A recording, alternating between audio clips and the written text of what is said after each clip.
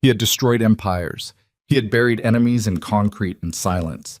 He had stood in rooms where men trembled just hearing his name.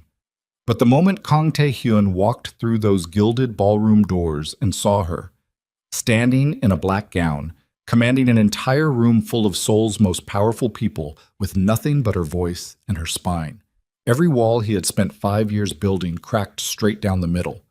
She wasn't supposed to be here. She wasn't supposed to be alive in his world anymore.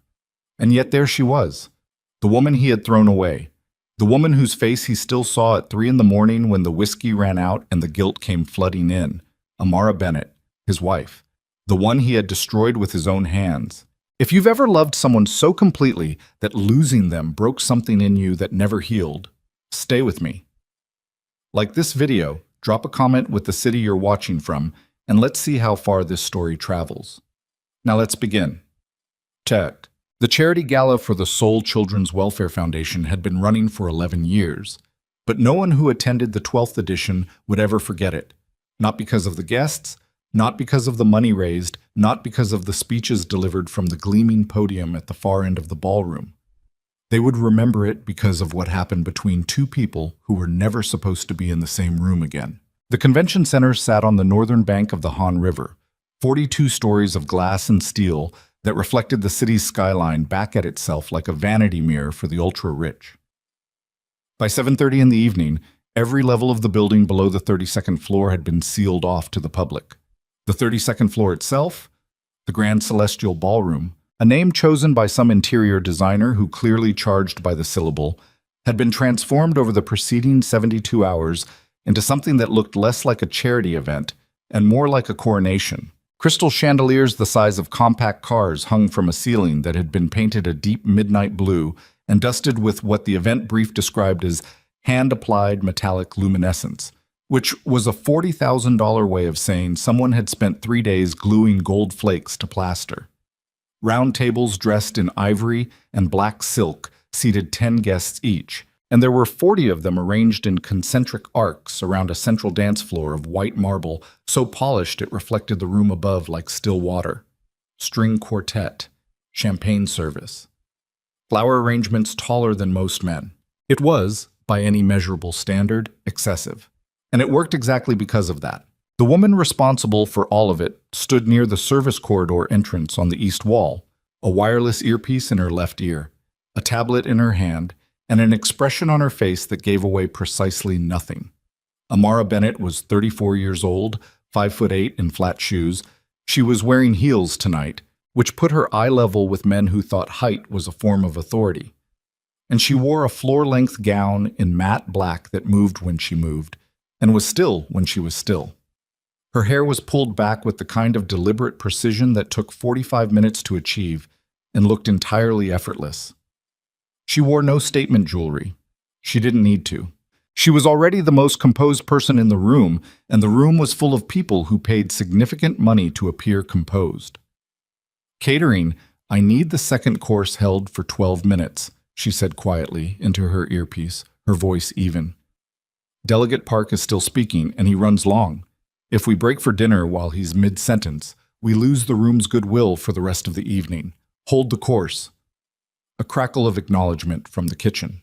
She moved 3 steps to her left, angled her tablet, checked the lighting cue timeline, and flagged a discrepancy between what the venue's AV team had loaded and what her brief specified for the 8:45 presentation segment. She typed a correction and sent it without looking up. Amara. Her assistant, a 26-year-old named Jisoo, who had been working with her for 2 years and had never once seen her flustered, appeared at her elbow. The Black Phoenix table, table 7. They're requesting a second bottle of the Petrus before dinner service. Give them the Petrus, Amar said. That's the last one from the allocated reserve. Then give them the last one. She still didn't look up. Table 7 is Kang Tae-hyun's table. You do not tell Kang Tae-hyun the wine has run out. Jisoo hesitated. You know him? I know who he is, Amar said, and her voice did not change at all. Everyone in this building knows who he is. That's why we give him the last bottle. Jisoo nodded and disappeared. Amara looked back at her tablet. She did not think about the name. She didn't allow herself to. She had spent 5 years building a very specific and very deliberate architecture inside herself. Compartments, locks, sealed rooms, and the name Kang Tae-hyun lived behind a door she kept shut with everything she had. Tonight was a job. It was a significant job, her firm's largest contract of the year, and it would go perfectly because she had spent 3 months making sure it would go perfectly. And she was not going to let a name on a guest list unravel 3 months of work. She had known his table was booked. She had seen it 6 weeks ago when the confirmed guest list came through. She had processed it the way she processed every other line on that list. Allocated seating, dietary requirements, security clearance for the private arrival entrance, and she had moved on. The door stayed shut. She was good at that. She had become extraordinary at it. At 8:17, the ballroom was at 80% capacity, and the string quartet had transitioned to the more sophisticated register of the evening's program, which meant quieter, more intentional pieces designed to create the impression of culture without demanding attention. Amara had moved to the opposite side of the room, near the podium, to conduct a final check on the microphone levels and confirm the teleprompter position with the Foundation's director. She was mid-sentence when she felt it. Not heard, not saw, felt. The particular shift in barometric pressure that a room undergoes when someone walks into it who everyone recognizes. The microscopic recalibration of attention, 100 pairs of eyes moving in the same direction without coordinating to do so, the way iron filings orient to a magnet.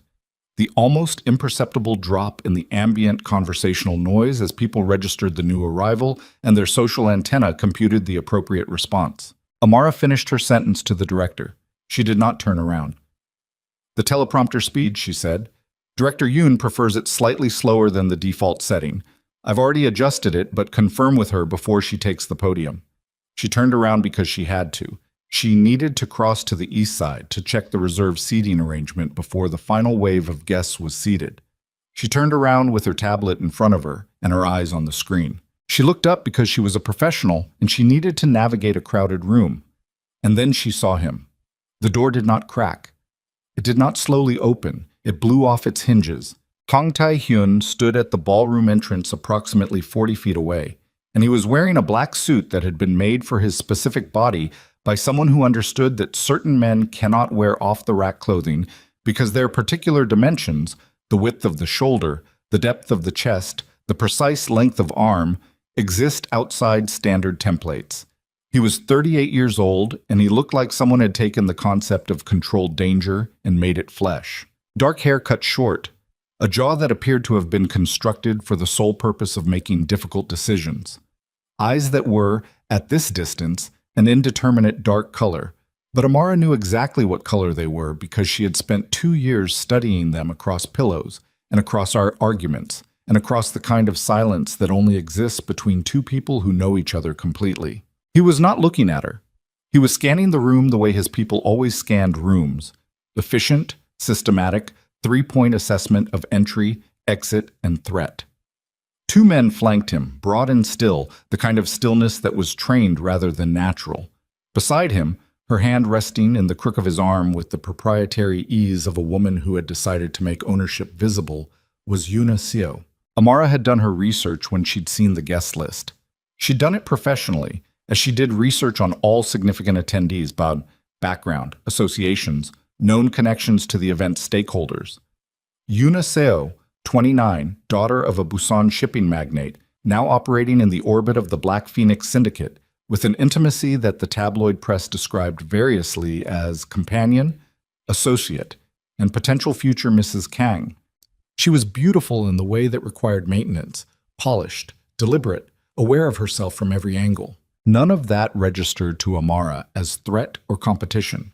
What registered was the positioning, Tae-hyun's left arm, the hand on his sleeve, the angle of Yoona's body turned toward him like a plant toward a light source. 5 years ago, that had been Amara's position.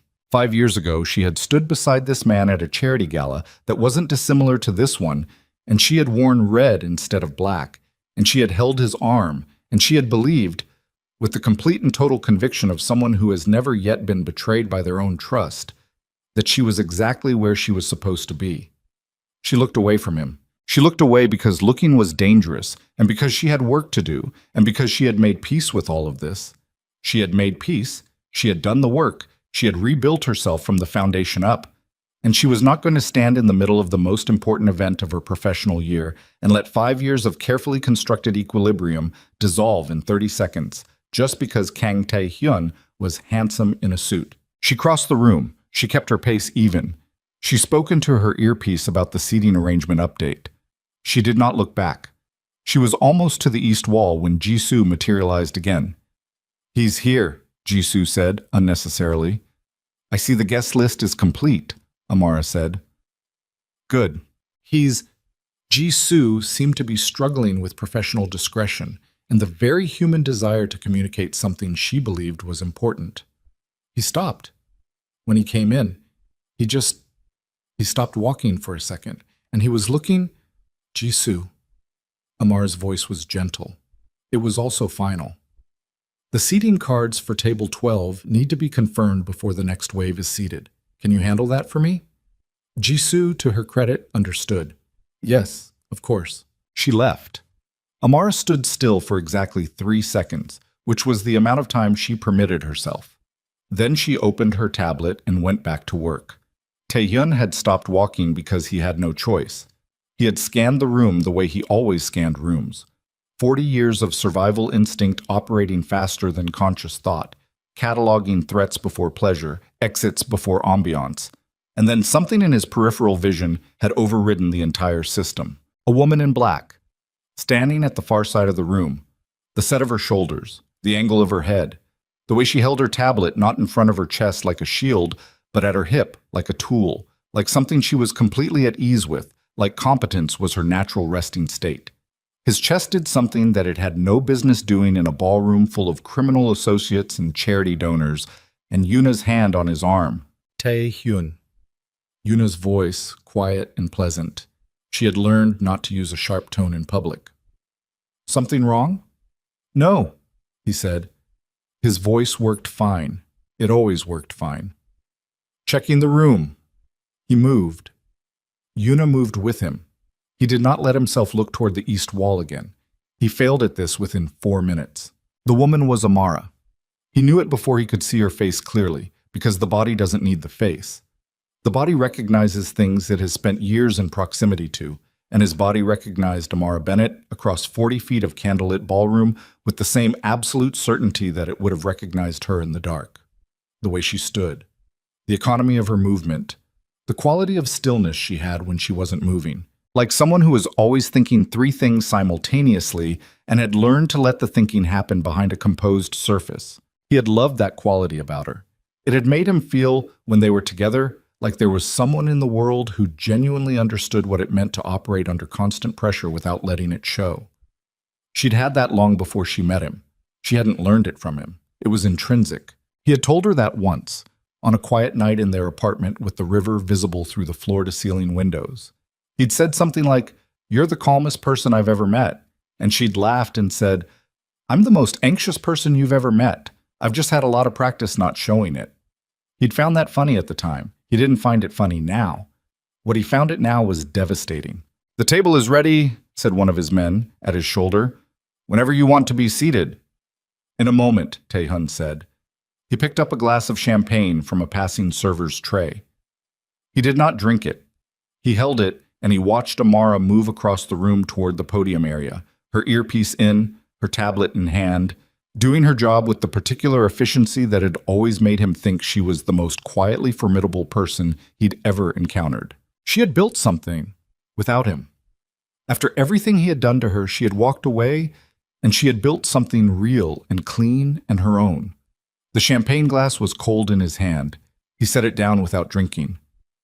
"You're distracted," Yuna said beside him, and this time there was the faintest edge under the pleasantness. "The room is loud," he said. He let himself be guided to table 7. He sat. He performed the required social function of a man in his position at an event like this. Acknowledgements, brief exchanges, the particular brand of authority that expressed itself as gracious disinterest. He was very good at it. He had been doing it for 15 years. His eyes found Amara 6 more times in the next 40 minutes, and he was angry at himself each time. At 9:15 during the dinner service, his opportunity came in the form of logistics. He had excused himself from the table, a real reason, a call he genuinely needed to take. One of his operations managers with a situation developing in Incheon that required 30 seconds of decision-making. He handled it in the corridor outside the main ballroom entrance, kept the call under 2 minutes, and was walking back when he nearly collided with Amara, who was coming from the opposite direction with her tablet and her earpiece and her absolute focus on whatever she was managing. She saw him at the same moment he saw her. She stopped. He stopped. 3 feet of Korean Convention Center corridor between them. For a moment that lasted considerably longer than a moment, neither of them said anything. Then Amara said, "Mr. Kang, I hope the evening is meeting your expectations." Her voice was exactly the same as it had been across the ballroom, even, professional, giving away nothing. Event director to notable guest, clean and appropriate and utterly devastating. "Amara," he said. A very small thing moved across her face, so small that someone who hadn't spent years studying that face would have missed it entirely. Then it was gone. "The Patris has been arranged for your table," she said. "If there's anything else, don't," he said. She looked at him. The look was careful and composed and contained something underneath it that he couldn't read, which was new. He had always been able to read her. "Don't what?" she said. "Don't talk to me like I'm a guest." "You are a guest," she said. "That's what you are here tonight. You're a guest at an event I'm directing, and I'd appreciate it if we could both—" "I didn't know you were here," he said. "I didn't know this was your event." "Now you know," she said. "And everything is running smoothly, so there's no cause for concern." She moved to step past him. He didn't move to stop her. He didn't touch her, didn't reach out. But something in the way he stayed exactly where he was made her pause. "You look," he started. "Please don't," she said quietly. The professionalism had a hairline fracture in it, just one, just barely audible. "Please don't do that." He closed his mouth. She looked at him for one more second, something in her eyes that he recognized, not the softness of what they'd had, but the scar tissue that forms over a wound that went very deep and took a very long time to close. "Enjoy the rest of the evening," she said, and walked past him. He stood in the corridor for a moment after she'd gone. Then he went back to the table and he sat down, and Yuna immediately placed her hand over his and asked who he'd been speaking to, and he said, "Event staff," and picked up his fork. The lie was so smooth it frightened him. The remainder of the evening was a masterclass in professional conduct on Amara's part. She directed the gala's second half with the same precision she'd brought to the first. The live auction segment ran 2 minutes under schedule, which she absorbed by extending the musical interlude before the closing remarks.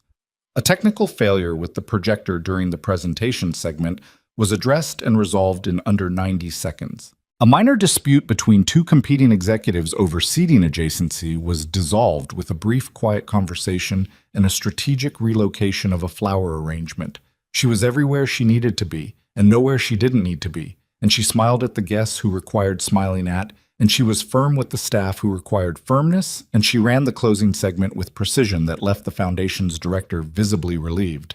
At 11:40, the last guest was departing. The catering team was beginning the breakdown. Ji-soo was compiling the post-event notes. Amara stood near the window on the far east side of the ballroom, the river far below them reflecting city lights, and she allowed herself 1 full minute to feel the physical exhaustion of a 13-hour event day. She became aware, without turning around, that someone was standing behind her. She turned. Tae-hun had stayed.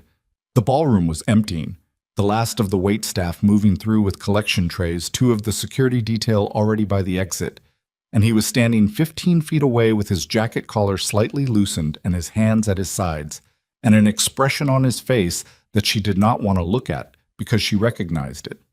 Yuna was not with him. "Your assistant told me you'd be here until midnight," he said.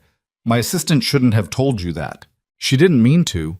I asked her something and she gave me more context than she intended to." He paused. "She's loyal to you," she recovered quickly. "What do you want, Tae-hyun?" He crossed the distance between them slowly, as if he understood the importance of pace. He stopped 8 feet away.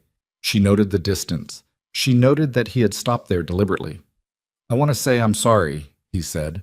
The words landed the way she had always, in her lowest moments during those first terrible years, imagined they would. Quietly, without the drama she might have scripted in her head. Just words, delivered by a man standing in an emptying ballroom. She felt nothing like what she'd imagined she'd feel. "Okay," she said. He blinked. Whatever he'd expected, it wasn't that. "Okay," she said again. "You've said it." "Amara, did you think I needed to hear it?" she asked. Not cruel, genuinely curious. "Is that what you thought would happen? You'd say it and something would—" She stopped, looked at the river, looked back at him. "I spent a long time needing to hear it. I don't need it anymore. I built something that doesn't need it." "I know I was wrong," he said. "I know what I did. I believed someone over you and I chose it, and I will carry that for the rest of my life. And I know that doesn't fix anything, but I need you to know that I know." "Stop." Her voice was steady. "I need you to understand something. The woman who needed you to know that, she's gone. She didn't survive what you did to her. What you're looking at right now is someone who was built from what came after." She picked up her tablet from the windowsill. "Good night. I hope the Petrus was to your satisfaction." She walked toward the service corridor. "Where did you go?" he said behind her. "After. Where did you go?" She stopped. She didn't turn around. "Somewhere you couldn't find me," she said. She went through the door and let it close behind her. In the corridor out of his sight, she stood with her back against the wall and pressed the heel of her hand against her sternum and breathed. 1 breath, 2, 3, until the trembling in her chest subsided to something manageable. Then she straightened, checked her earpiece, went to find Jisoo. The breakdown took 2 more hours. She supervised until 12:50, confirmed the final vendor checkout, signed off on the catering reconciliation report, and sat in the car back to her office before allowing herself to think. Not about the conversation, not about his face when she'd walked away from him, about what she needed to do next. Her phone buzzed. Jisoo. A text. "Everything locked. Venue fully cleared. Final report pending morning review. Good work tonight."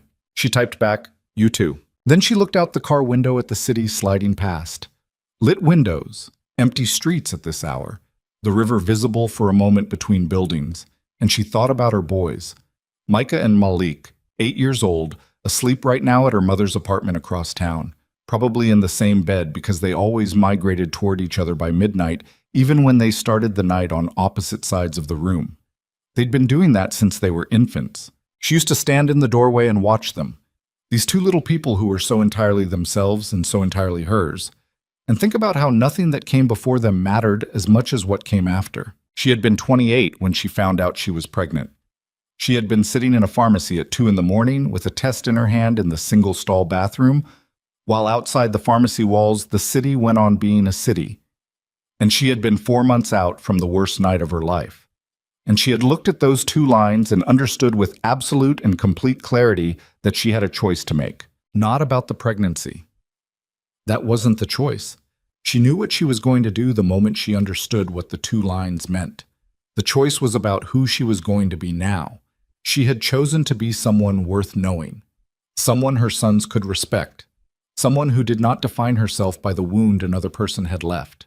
It had not been easy. Easy was not something she had ever been promised, and she hadn't wasted energy expecting it.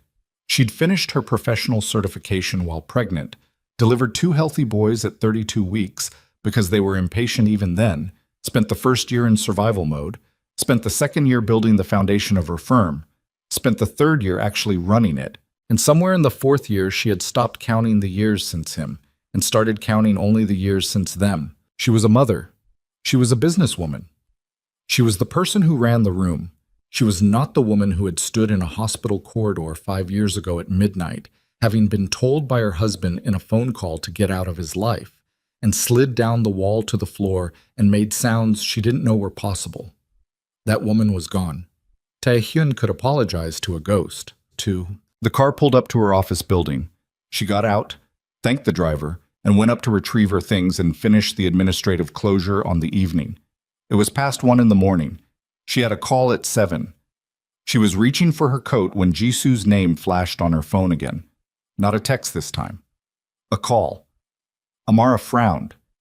Jisoo did not call at 1 in the morning. Jisoo? I'm sorry. Jisoo's voice was careful. I'm sorry to call at this hour, and I know tonight was a lot. But I thought you should know. Know what? A pause. A woman approached me in the parking structure after I left the venue. She asked about you, about your firm, about how you knew Mr. Kang. I told her I didn't understand the question and walked away. But she'd done research. She knew your name, your company registration, your address here. She was asking about you personally. Amara was very still. What did she look like? Jisoo described her, the dress, the hair, the specific way she held herself like someone who expected to be looked at. Yuna Seo. Thank you for telling me, Amara said. Her voice was entirely even. Go home, Jisoo. Don't engage with her again if she approaches you. Are you okay? Good night, Amara said. She ended the call. She stood in her office with her coat in her hands and the city visible through the window and thought about what it meant that Yuna Seo had gone looking for information about her within 4 hours of seeing Taehyun's face in that corridor. It meant Yuna had seen something in Taehyun's expression or posture, or in the simple fact of a private conversation that she had not been included in. Something that had made a woman who operated in the world of the Black Phoenix Syndicate decide that Amara Bennett was worth investigating. That was not nothing.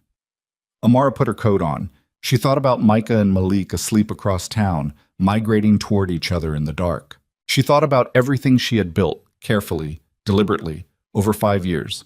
She thought about how much a woman like Yuna Seo, with the resources she had access to, could find if she looked hard enough and in the right places. Then she thought about what Yuna would find. What Yuna would find in the public record, in the school enrollment forms, in the documents Amara had been meticulous about for 8 years. Was 2 boys with no father listed. But meticulous was not the same as invisible. And Yuna had resources.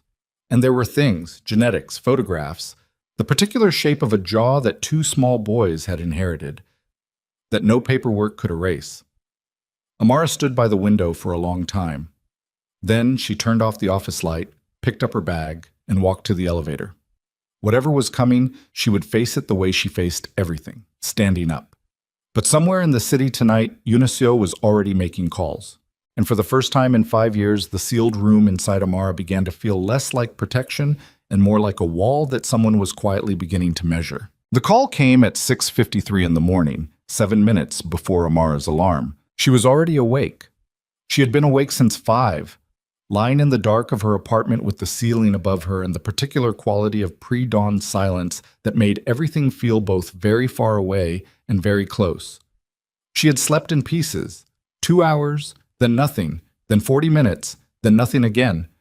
And somewhere around 4:30, she had stopped pretending and just lay there, thinking through contingencies the way she used to do in the early years when the boys were infants and sleep was a rumor and survival required planning every hour in advance. The phone said, "Mom." She answered it. "I was going to call at 7. "I know, I'm up." Her mother's voice dry and warm in equal measure, the voice of a woman who had raised a daughter alone and considered excessive softness a form of negligence. "Boys are awake. Malik found a cricket in my kitchen, and now there's a debate happening about whether we keep it." "Tell him no." "I did. He's reconsidering. Micah is Switzerland." A pause. "How was last night?" "It went well," Amara said. Another pause, longer. Her mother had a specific silence for when she knew there was more and was deciding whether to ask. "You sound like you slept in a parking garage." "I'm fine." "Amara." "He was there," she said. "It was fine. I handled it." The silence on the other end had a different quality now, heavy and careful. "Did he see you?" "Yes." "Did he—" "Mom, I handled it." She sat up, pushed her feet to the floor. The apartment was cool. "I need to get ready. I'll pick the boys up at noon. Tell Malik the cricket goes outside." She ended the call before her mother could ask anything else, because her mother's questions were too accurate, and she didn't have the bandwidth this morning to navigate accurate questions. She stood in the shower for 7 minutes. She thought about Eunice making calls in a car at midnight. She thought about what a woman with money and motivation and the full intelligence apparatus of the Black Phoenix Syndicate behind her could extract from the public record in 8 hours. She thought about school enrollment forms and medical records, and the particular challenge of having kept a secret for 8 years in a city where secrets had a way of being monetized. She thought about Micah asking her last week, the way he'd been asking with increasing frequency over the past year, why some of the kids at school had fathers who came to pick up and his didn't. She had given him the same answer she always gave. Some families look different, and ours is complete the way it is. And he had accepted it with the particular trust of a child who wasn't quite old enough yet to push back. But she could see it in him, the question forming below the surface, getting larger. She got out of the shower. She got dressed. She went to work. The office was a converted fourth-floor space in a mixed-use building in Mapogu, not impressive from the outside, which she had chosen deliberately. Inside it was efficient and calm, the kind of environment that communicated competence without performing it. 3 full-time staff members and a rotating roster of contractors. A reputation built over 4 years of word of mouth from clients who found that she delivered exactly what she promised and nothing less. She had a 7 o'clock debrief call with the Charity Foundation's director, who wanted to discuss the event outcomes, and she could hear it in his phrasing when he confirmed the call time the previous week, likely to discuss expanding the relationship to their spring fundraiser. She handled the call at her desk with coffee she'd made herself and notes open on her laptop, and the director said all the things she'd anticipated, and she responded to all of them the way she'd prepared to. And by 7:40, the call was done, and the spring fundraiser was a conversation they'd continue next week. Good. Normal. Work. Jisoo came in at 8 with a folder and an expression.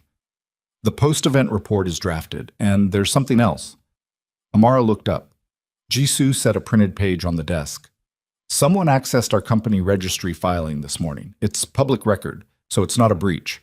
But I have a notification set up on our registration entry because 3 years ago, a competitor was scraping our client list, and the notification flagged an access at 2:17 this morning. 2:17. Which was approximately the time Eunice would have gotten home from whatever conversation she'd had in that parking structure, poured herself a drink, and started making things happen. Thank you, Amara said. Keep monitoring it. Should I be concerned? Amara looked at the page. The access log showed a commercial intelligence query, the kind that law firms and investigative outfits use to pull corporate registration details, director names, registered addresses. Not yet, she said, but don't discuss our client list with anyone outside this office. If anyone asks about the gala, about the Kang booking, about anything related to last night, you come to me first. Jisoo was quiet for a moment.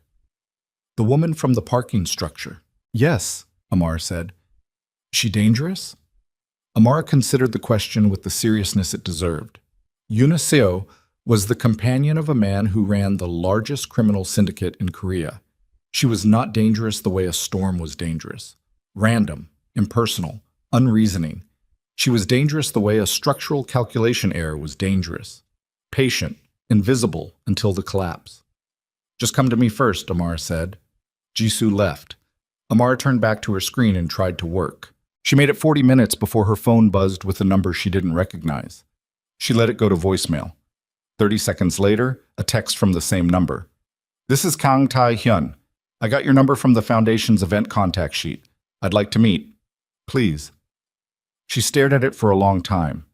Then she put the phone face down on the desk and went back to work. He called again at 11. She didn't answer. He texted again at 11:40. I understand if you don't want to talk to me, but there are things I need to say, and I think you deserve to choose whether or not to hear them. I won't contact you again after this if you tell me not to. She read it twice. She put the phone back down. She thought, the woman who needed this doesn't exist anymore. She thought, then why does reading it feel like pressing on a bruise? She picked up her bag and went to get her sons. Micah and Malik had their mother's eyes and their own individual gravitational fields. At 8 years old, they were already unmistakably themselves. Micah quieter, more observational, the kind of child who sat in the corner of a room for 20 minutes before engaging and then engaged with a precision that startled adults. Malik louder, more immediate, made of enthusiasm and opinions, the kind of child who walked into a room and began participating before he'd fully cleared the door. They were identical in structure, same height, same jaw, same wide-set eyes, and completely different in execution. Amara's mother, a 71-year-old woman named Grace, who had the posture of someone who considered physical deference a form of surrender, handed the boys over in the lobby of her building with the particular efficiency of a woman who had things to do. "The cricket is in a jar on my windowsill," Grace said. Malik was very persuasive. "Mom, it's a jar. It has holes. It will be released into the wild in 48 hours. She looked at Amara in the direct way she always looked at Amara when she wanted to communicate something without saying it in front of the boys. "You look better than I expected." "I told you I was fine." "You did." Grace leaned down and kissed each boy on the top of the head. "Malik, the cricket gets a name but not a home. Micah, stop letting your brother run experiments in my kitchen." She straightened, looked at Amara again. "One more second. Then, call me tonight." She went back upstairs. Amara walked the boys to the car. Malik talked continuously about the cricket, whose name was apparently Gerald, and why Gerald deserved a proper terrarium and not just a jar, and Amara said, "We'll talk about Gerald later," which Malik correctly identified as a no, but chose not to escalate.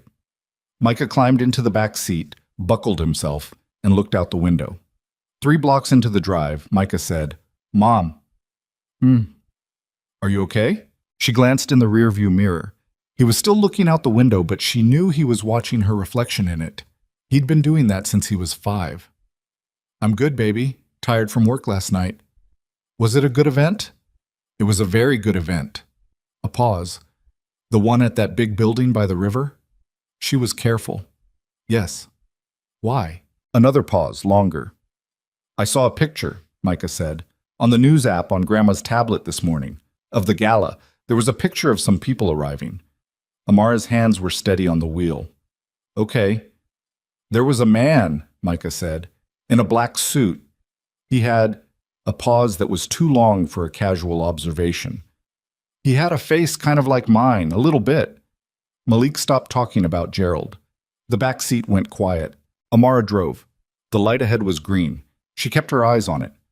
"Lots of people have similar faces," she said. Her voice came out even. She did not know how. "Yeah," Micah said. He didn't say anything else, but she felt it in the car, the particular weight of a question that hadn't been asked yet, but was close. She drove. Taehyun, at that same hour, was in the middle of a meeting he was not fully present for. The conference room on the 38th floor of the Black Phoenix headquarters occupied a corner of the building that looked east and south, and on a clear day you could see the river from both windows.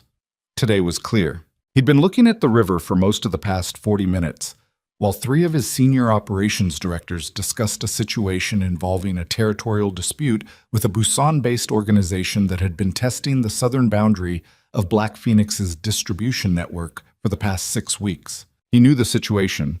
He had been briefed on it 3 times.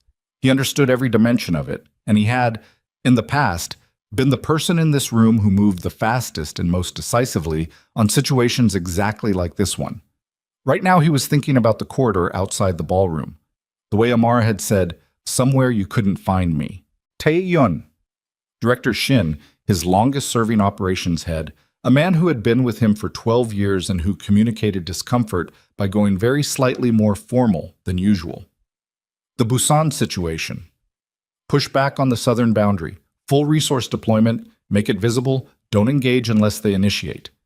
He said it without looking away from the window. They're testing the edge. Show them there is no edge to test. Silence. Then Shin, quietly. "Yes, and the secondary question. The Incheon transfer schedule. Move it up 2 days, reroute through Gimpo." More silence. The kind that meant the people in the room had expected a longer conversation and were recalibrating. "That's all," Taehyun said. "I need the room." They filed out. Shin was last. At the door, he paused. "You have the alliance dinner with the Choi family on Thursday," he said. "I know." Another pause. "Should I ask if everything is all right?" "No," Taehyun said. Shin left. Taehyun sat in the empty conference room and looked at the river and thought about a woman standing at a window the night before, looking at that same water, and he thought about how many times he'd imagined what it would feel like to see her again, and how completely wrong every version of it had been. He had expected anger.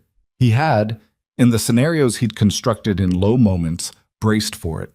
The confrontation, the accusations, the grief expressed as fury. He had deserved that. He had been prepared to absorb it. What he had not been prepared for was calm, not the brittle calm of someone suppressing anger, genuine calm. The calm of someone who had processed something completely and come out the other side and left him behind in the processing. He picked up his phone and looked at the last text he'd sent her. No response. He hadn't expected one. He set the phone down and thought about what she'd said. The woman who trusted him died. What you're looking at right now is someone who was built from what came after. His intercom buzzed. His assistant's voice. Ms. Seo is here. She says it's not scheduled, but it's important. He was quiet for a moment. Send her in. Yuna came in the way she always came in, like she'd rehearsed the entrance, which she probably had, because Yuna understood presentation as a form of leverage. She was dressed differently from the previous evening, casual but calculated, and she sat down across from him without being invited to and set her phone on the table face up, which was something she only did when she wanted him to know she had something on it worth looking at. I did some research last night, she said. I know you did, he said. A pause. She recalibrated. She'd expected that to land differently. The event director. Yuna. Amara Bennett. American. Dual residency. Naturalized Korean resident status. Her company has been operating for 4 years. Before that, she did freelance coordination work. Yuna's voice was even, but underneath it he could hear the things she was working to control. She's good at what she does. I'm sure she is. She also has children. Yuna looked at him with the particular directness of someone making sure they have your complete attention. Twin boys, 8 years old. Something moved through his chest. Very quiet. Very fast. He kept his face completely still. A lot of people have children, he said. The birth records list no father. She held his gaze. I thought that was interesting. That's a personal matter for someone you have no relationship with, he said. His voice had no inflection in it. No inflection was its own kind of inflection, and Yuna heard it. I'm not trying to cause problems, she said, and they both knew that was not true. I just noticed, last night you stopped walking when you saw her. I've been with you for 2 years, and I've never seen you stop walking when you entered a room. And then you were in the corridor with her for Yuna. She stopped. He leaned forward, elbows on the table, and looked at her with the expression he used in rooms where the decision had already been made and the conversation was a formality. You went to the parking structure after the event. You approached my staff. Her jaw tightened. I asked a question. You used the syndicate's name to run a registration query at 2 a.m. on a private citizen. I used my own. You used resources that exist because of your association with me, he said, and you directed them at someone who has done nothing to warrant your attention. That ends now. He sat back. I want to be clear with you because I think clarity is better than anything else I could offer you in this moment. Whatever you found or think you found or plan to look for, you stop. Today. Yuna sat very still. Something in her face had gone tight, and he could see her managing it. The calculation happening in real time. The weighing of what she could push back against and what she couldn't. Who is she? Yuna said, quietly. Just tell me who she is. Someone I knew a long time ago, he said. How long? He didn't answer. Yuna looked at him for a long moment. Then she picked up her phone from the table. The boys, she said. If you had to guess, how old would you say they'd need to be for there to be any possibility?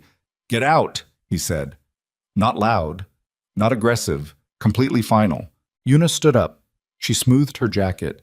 She walked to the door and she stopped with her hand on the frame, and she said, without turning around, I'm not going to stop caring about what happens to you just because you're angry with me. I know, he said. Leave. She left. Taehyun sat in the empty room for a long time. 8 years old, twin boys. He thought about the math in the way that a person thinks about something they do not want to think about. Sideways, obliquely, approaching it and backing away from it. He and Amara had been together for 2 years before it fell apart. She had left, No, he had made her leave. He had to keep the language accurate with himself. She had not left. He had expelled her. He had believed someone over her and chosen someone else's account of events over the evidence of 2 years of knowing her, and that had been, he counted backward, which he hated himself for doing, that had been 8.5 years ago. 8.5 years. Twin boys, 8 years old, with no father listed on the birth record.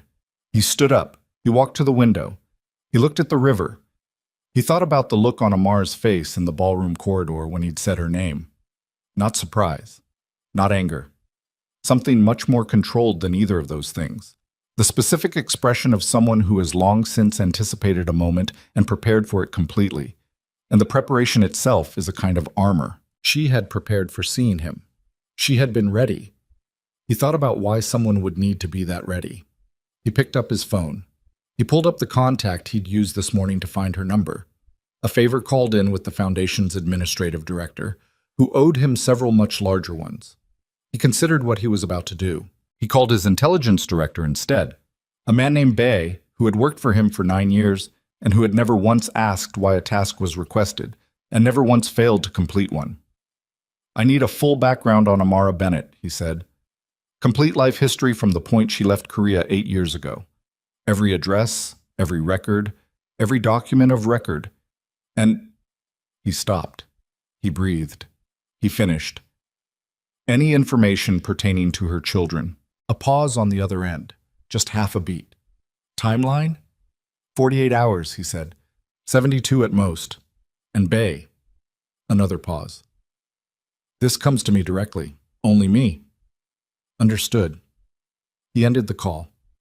He stood at the window. He thought about Amara saying, "The woman who trusted him died." He thought about her saying, "Somewhere you couldn't find me." He thought about 2 boys, 8 years old, who had no father on their paperwork. And he thought about the particular way that a man's life can appear completely intact, successful, powerful, feared, constructed with immense deliberateness over decades, and still be built entirely on the wrong foundation. He pressed his palm against the cold glass.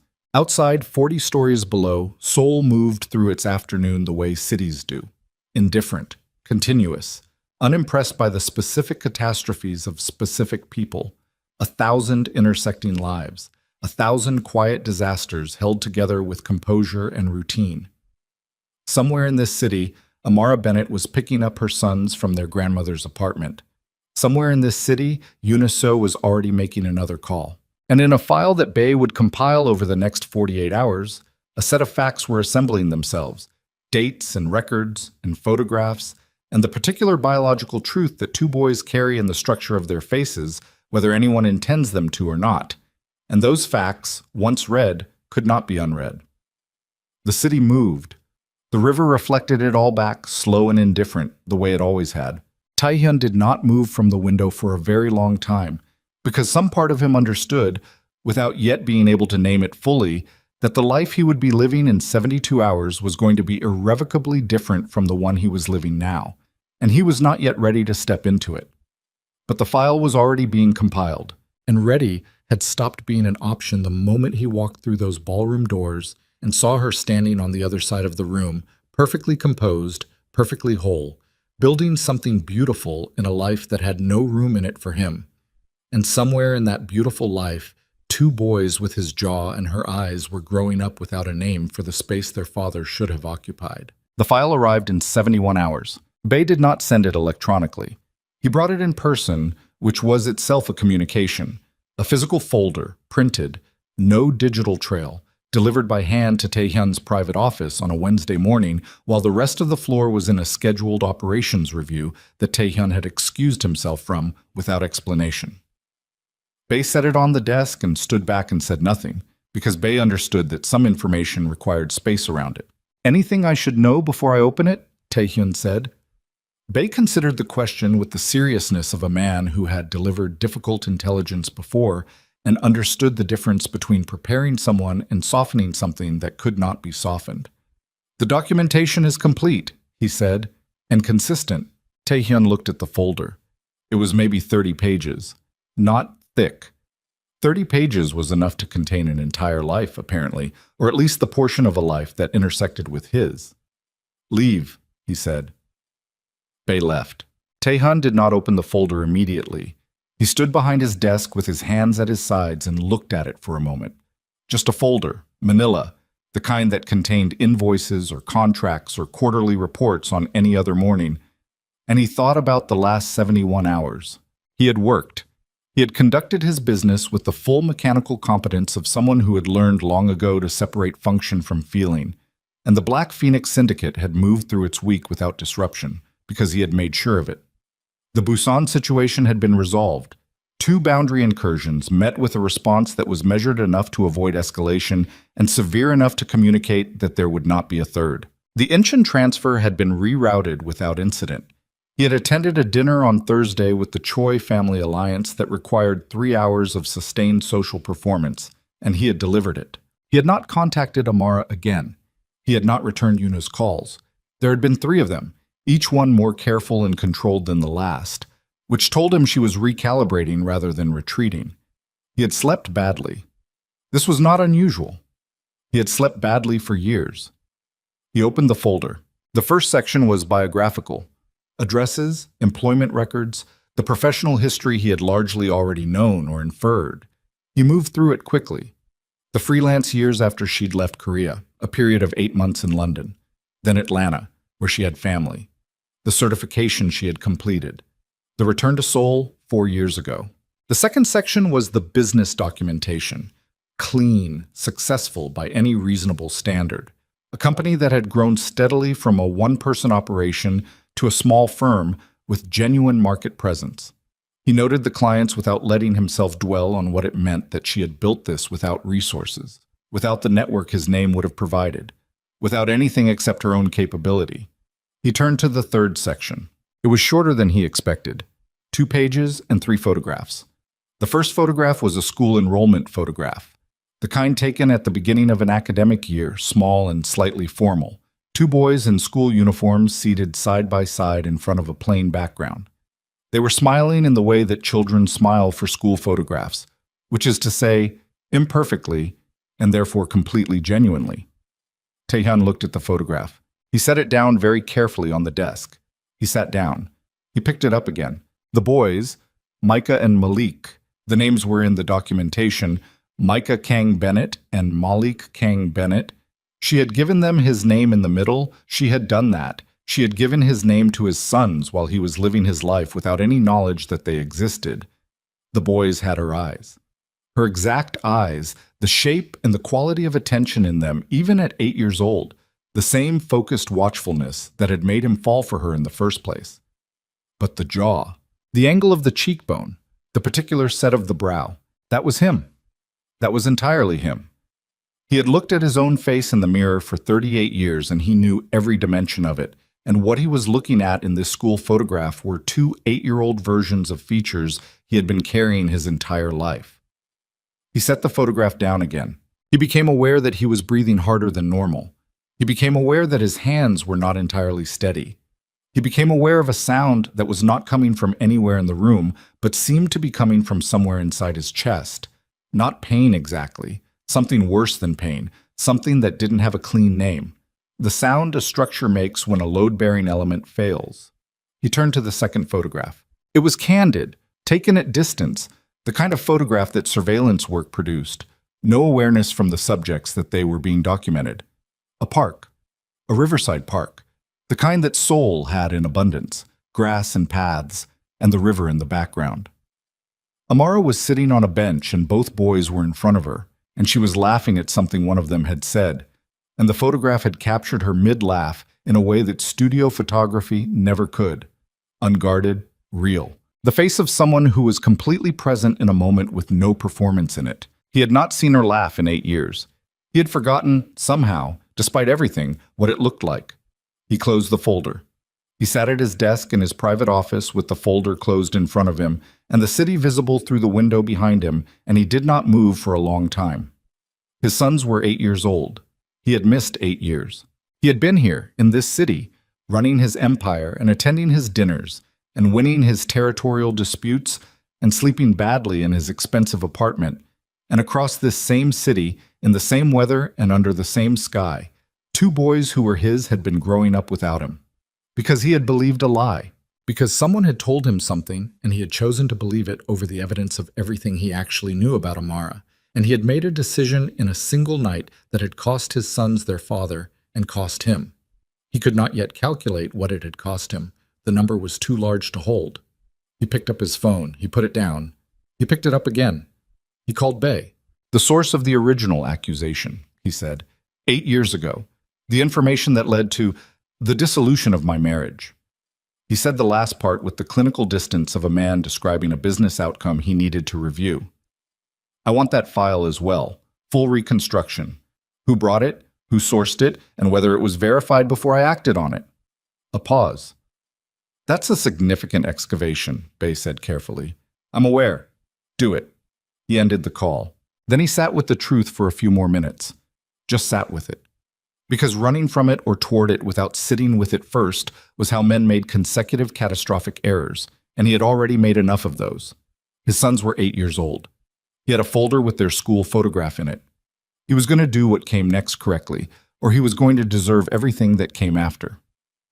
Amara was running a vendor call when the message came through. She was at her office desk, laptop open, half-eaten lunch pushed to the side, walking a floral supplier through a discrepancy in the quote for a corporate event scheduled for late October. It was a normal Wednesday.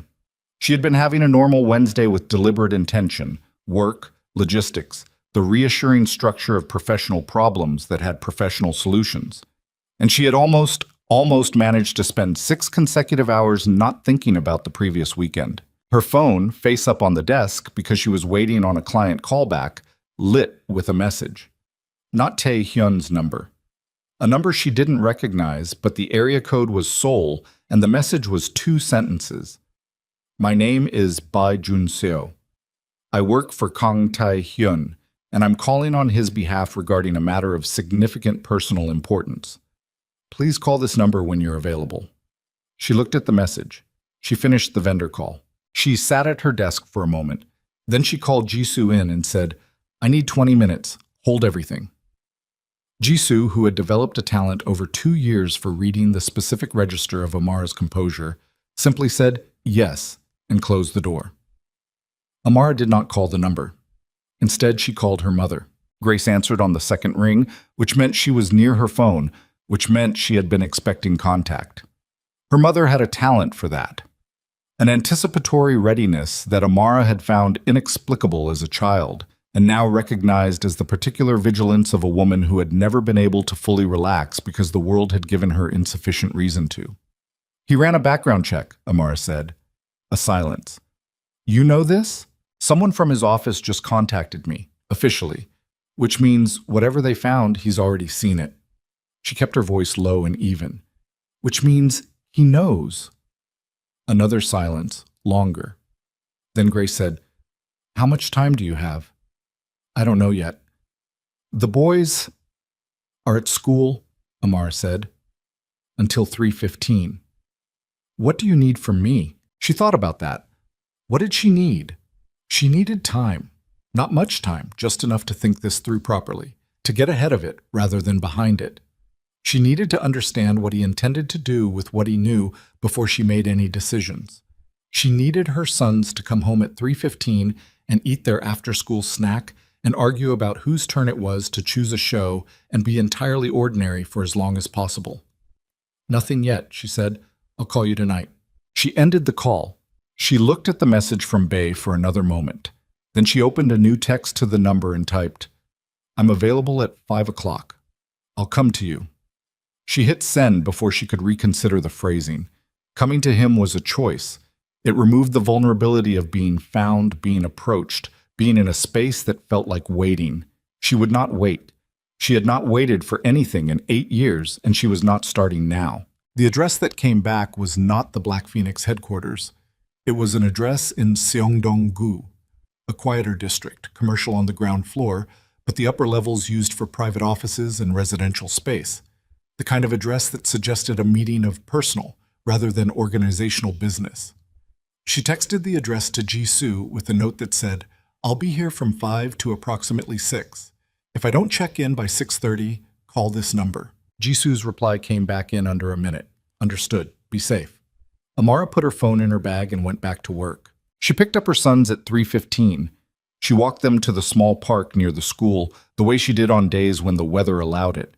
And Malik ran ahead, and Micah walked beside her with the particular measured pace of a child who had learned from somewhere, from her, she knew it was from her, that walking beside someone was a form of companionship that didn't require constant talking. She put her hand on his shoulder for a moment, and he leaned into it slightly without breaking stride. At 4:40, she dropped them at her mother's. Grace met them at the door and did not ask any questions in front of the boys. Amara left. She found the address at 4:58 and spent 2 minutes in the car composing herself. Not calming down, she was already calm, but organizing the calm into something structural, something that would hold under pressure. She checked her face in the visor mirror. She looked like herself. That was sufficient. She went in. The office was on this 4th floor. Clean, spare, the kind of space that functioned rather than impressed. Bay was a compact man in his late 40s with a face that had been trained over years to give away nothing, and he met her at the door and said, "Thank you for coming. He's inside," and stepped aside. Taehyun was standing at the window when she entered. He turned when she came in. She had prepared herself for this. She had spent 4 hours preparing for this specific moment. His face, the room, whatever he was going to say, and the preparation held for approximately 2 seconds. Then she saw his eyes. She had never, in 2 years of marriage, in all the arguments and all the silences and all the moments that a marriage contains, seen that expression on his face. She didn't have a word for it immediately. It took her a moment. The word she realized was undone. Kang Tae-hyun, who ran an empire, who had never shown her anything but complete control of his own internal weather, looked completely undone. She stayed by the door.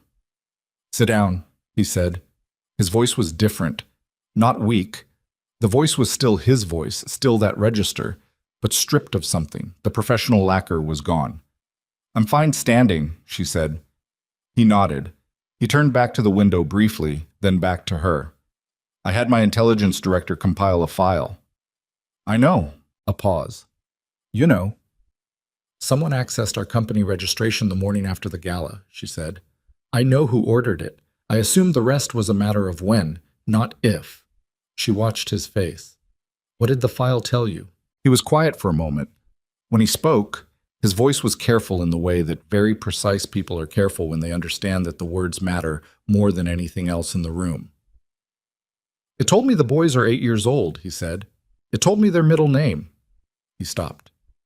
"It told me I've been in this city while they grew up in this city and I didn't know." The room was very quiet. "You didn't know," Amara said, "because I chose not to tell you." "I understand that." "Do you?" "Yes," he said. "I understand why." He said it with the weight of someone who has spent 71 hours understanding something, and arrived at the understanding not through mercy toward himself, but through a clear-eyed accounting of what he'd done to earn it. Amara looked at him. "Then what do you want from this conversation?" "The truth," he said, "the complete truth. Not because I have a right to it. I understand that I gave up the right to most things when I did what I did, but because I need to understand everything that I caused before I can even begin to think about what to do now." A long silence. "Fine," she said. She moved from the door, not toward him, to the chair at the side of the room, where she sat with her back straight and her hands in her lap, and looked at him with the expression that he now recognized as her armor. "Ask? Were you pregnant when I told you to leave?" The question was direct, and it landed directly. She absorbed it. "No," she said. "I found out 6 weeks later." Something moved across his face. 6 weeks. "I was in Atlanta, at my mother's. I took a test in a pharmacy at 2 in the morning." She said it evenly. This was her story, and she had earned the right to tell it without performing it. "I didn't contact you." "Why?" "Because you had made it very clear what you believed about me, and I had no interest in having my children connected to someone who thought that little of me." The word children landed in the room with a specific weight, the first time she had used it.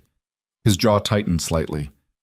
"I also considered what their lives would look like, the children of a woman you'd thrown out, and a man who ran an organization like yours. I made a choice. You should have told me. She looked at him. You told me to get out of your life, she said. You told me you had evidence that I had betrayed you and that you would never forgive me and that you wanted no contact from me again. You said those words. A pause. Which of them was I supposed to interpret as an invitation to call you and tell you I was pregnant? He didn't answer. There was no answer. The evidence, he said instead. I'm having it reconstructed. What was told to me about you? I know what was told to you. He looked at her. I know who told you, she said. Her voice had shifted, not louder, but denser, something compressed into it. I know because I spent 2 years trying to understand how the man I knew became someone who could do what you did in a single night without asking me a single question. And I found it. She looked at her hands, then back at him. I just didn't do anything with it, because doing something with it would have meant staying connected to all of this, and I was done. He was very still. Who? She considered not telling him. She looked at his face and considered the geometry of what happened if she told him, versus what happened if she didn't. And she thought about her sons coming home at 3:15 to her mother's apartment, and she thought about Eunice Seo in a parking structure at midnight asking Jisoo questions. Her name at the time was Park Soo-jin, Amara said. She worked in your organization's financial division. You trusted her because she'd been there 6 years and she'd never given you reason not to. She paused. She was also having a private arrangement with the head of the Choi family, who wanted you destabilized. Specifically, she was paid to create a situation that would cause you personal disruption significant enough to affect your focus on the territorial negotiation happening that year. She fabricated communications, she manufactured evidence, and you saw what she showed you and you didn't check it. The last sentence was the only one with anything under it. Just slightly, just enough. You didn't check it. The silence that followed was total. Taehyun had not moved. He was standing exactly where he had been standing. His face had the quality of a very controlled demolition, something coming apart in a sequence too fast to stop and too organized to be accidental. She's still in the organization, Amara said. A different division, more senior now. He turned away from her, went to the window. She watched his back. She watched him put one hand on the frame of the window, and she watched that hand tighten, and she watched him breathe. I need you to leave, he said. His voice was entirely controlled, and she knew, because she knew this man, that the control was costing him everything he had.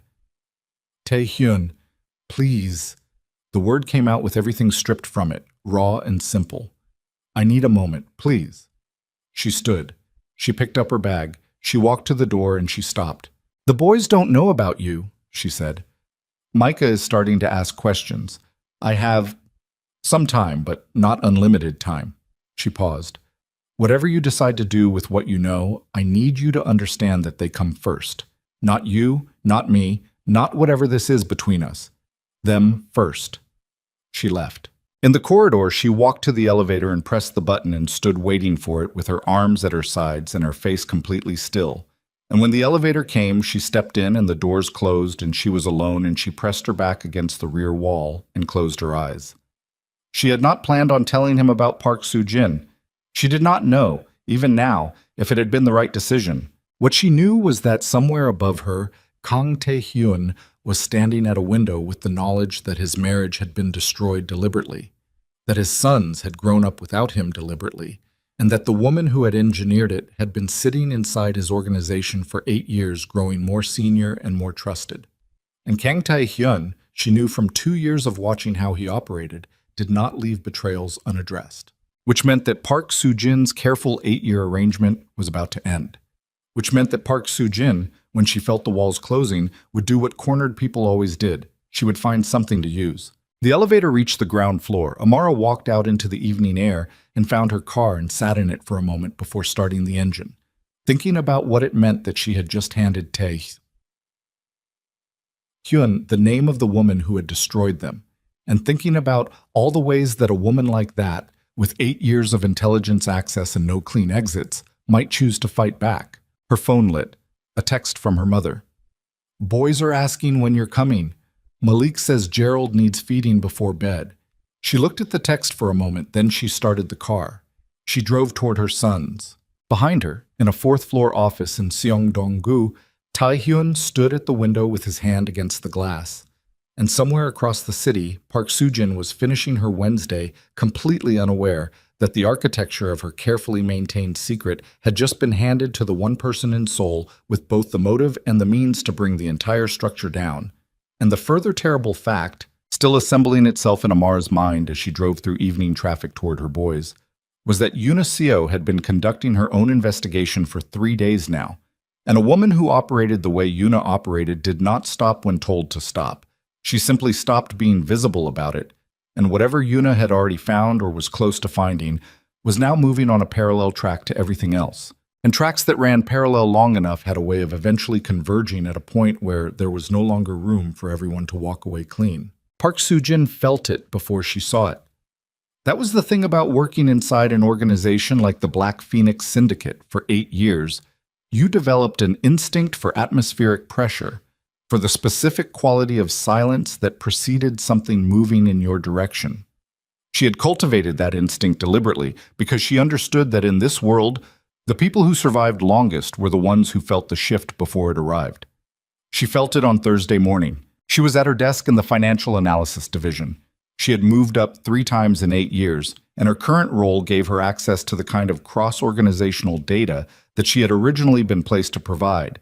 Though the arrangement with the Choi family had quietly dissolved years ago, the way arrangements like that always did, outlasting their usefulness and then simply ceasing without formal conclusion. She had kept the information she'd used against Amara Bennett filed in a place that existed only in her memory, because people who kept physical records of things like that were people who eventually got found.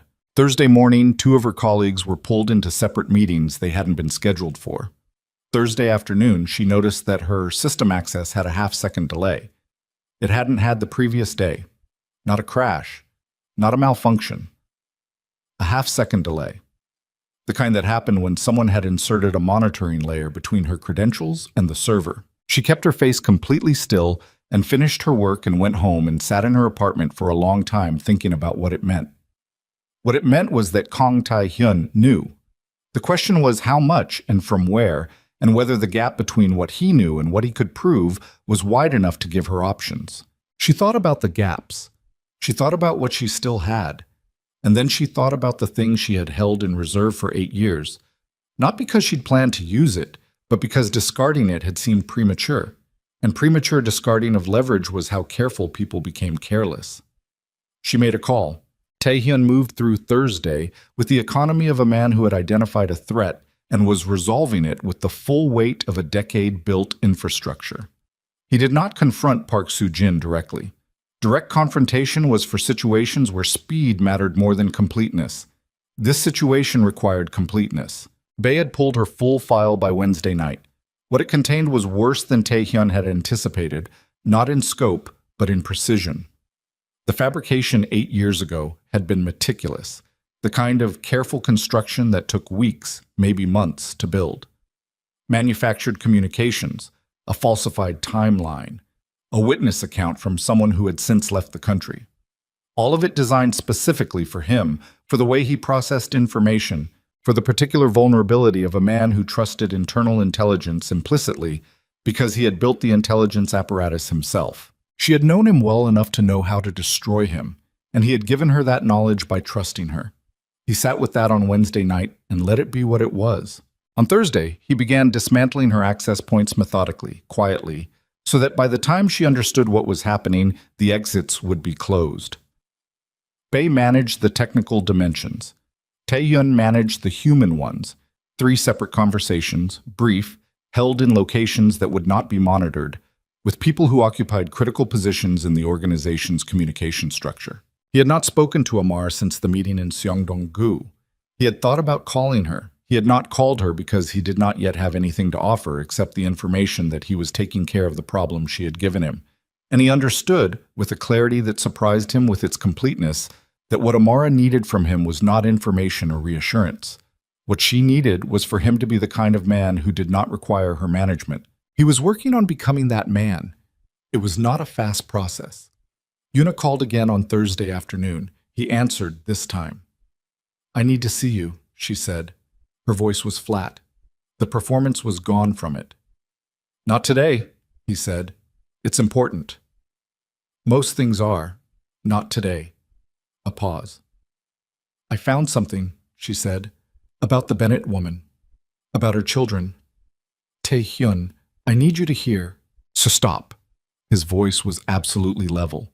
Whatever you found, wherever you found it, you're done with this. Do you understand me? You don't know what... I know everything, he said.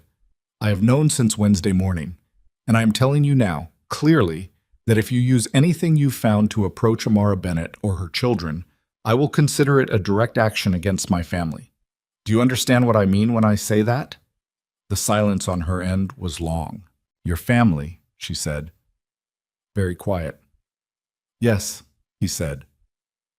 Another silence. When she spoke again, her voice had changed. Something had gone out of it. Something that might have been hope or might have been strategy, and he couldn't tell which. When were you going to tell me? I'm telling you now, stay away from them. He ended the call.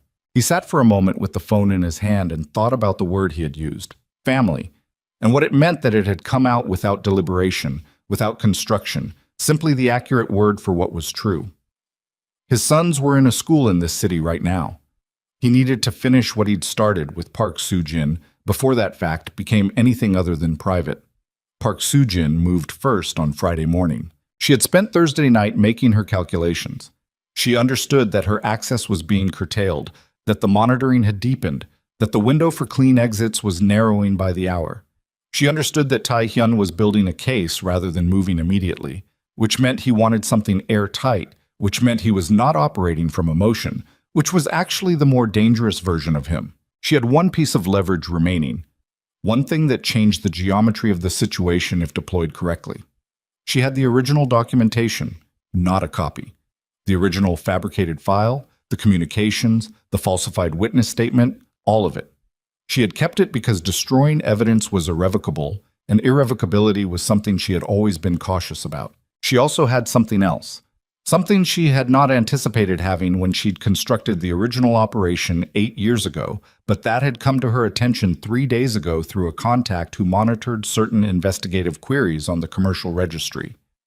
Someone connected to the Kang organization had pulled records on Amara Bennett, and anyone paying attention to Amara Bennett for more than 48 hours would find what Soo-jin had found when she'd done her own research on Thursday night, motivated by a professional instinct that told her knowing everything about the variables in play was never wasted. 2 boys, 8 years old, Micah and Malik Kang Bennett. She understood immediately what this meant and what it was worth. She made contact with the one person who she knew wanted this information and had the standing to use it in ways she didn't, Yoona Seo. The meeting between them lasted 22 minutes, held in the lobby of a hotel in Jung-gu. 2 women at a table who had nothing in common except an inventory of things they each wanted preserved and a shared understanding that the man they were both, in different ways, trying to influence, was currently beyond either of their reaches. Soo-jin offered the documentation, all of it, the evidence of what she had done 8 years ago. Yoona stared at her. Why would you give me that? Because if Tae-hyun gets it from his intelligence director, it ends my career in this organization and potentially my freedom, Soo-jin said. If it comes from you to him directly, you have a negotiating position. He can't move against me without your cooperation, and you can make cooperation conditional. Yoona was quiet for a moment. She was smart. Soo-jin had counted on that. Smart enough to see the structure of what was being offered. What do you want out of it? Safe passage, Soo-jin said. A clean exit. He lets me leave the organization without consequence, and you advocate for that as the condition of your cooperation. Yoona looked at her for a long moment. And the children? The Bennett woman? That's your business, Soo-jin said. Not mine. The meeting ended. Soo-jin left first. What Soo-jin had not calculated, because she was meticulous but not omniscient, was that Tae-hyun had anticipated that a cornered person would seek alternative leverage, and that Yoona was the most available recipient for it. He had a contact watching Yoona's movements. The contact reported the hotel meeting within 40 minutes of it ending. Taehyun read the report in his car outside the Black Phoenix headquarters and understood immediately what had happened and what was coming. He had 2 hours, maybe 3, before Yuna moved. He made one call. To Amara's number. She answered on the 3rd ring. What? How fast can you get to your sons? A beat of silence that contained everything. They're in school. What happened? Park Soo-jin made contact with Yuna this morning, he said. Yuna now has documentation that confirms the boys' parentage. I don't believe Yuna would harm them, but I don't know what she'll do with the information, and I don't want you caught off guard. The silence on her end was short. When she came back, her voice was stripped completely clean. No texture, no warmth, just the sound of a person processing rapidly. How long do I have? I'm managing it, but I want them somewhere you control before anything moves. I'm leaving now. A sound, keys, movement, a door. Fix this, Taehyun. The call ended. He looked at his phone for 1 second. Then he told his driver to move. Amara pulled Micah and Malik from school at 11:47 on a Friday morning. She had called ahead, a family emergency. She had used those words without elaboration, and the school administrator who had known her for 3 years had processed the request without friction. She walked into the school and she walked out with both boys, one on each side, and she did not let herself show them anything except calm. Malik immediately wanted to know if everything was okay. Everything's fine, she said. Change of plans today. Did something happen? Micah said beside her, his voice measured in the particular way he had when he was reading her closely. We're going to Grandma's, she said. Early lunch. She got them to her mother's apartment in 18 minutes. Her mother opened the door before she knocked. Grace had been watching from the window and took in the scene with a single look and immediately redirected the boys toward the kitchen with the promise of food, which worked on Malik instantly and worked on Micah 30 seconds later when he assessed the room and determined that whatever was happening, the adults were handling it. In the kitchen doorway, Grace turned back to Amara. Talk, Grace said quietly. Not yet, Amara said. Keep them here. Don't open the door for anyone you don't know. Amara, I'll be back in 2 hours. She kissed her mother on the cheek quickly.